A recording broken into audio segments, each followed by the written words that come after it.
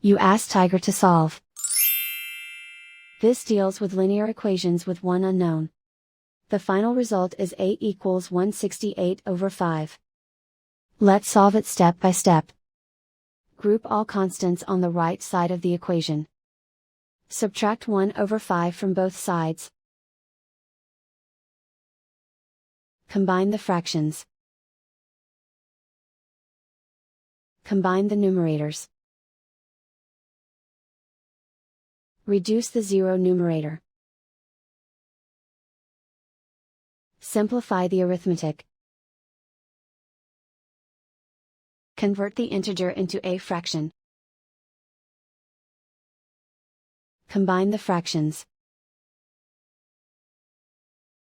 Combine the numerators. Isolate the a.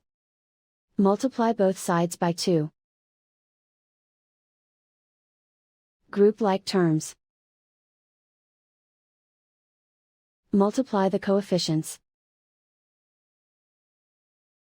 Simplify the fraction.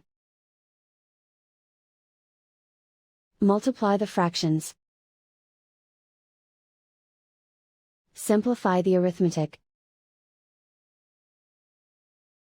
And so the final result is 8 equals 168/5.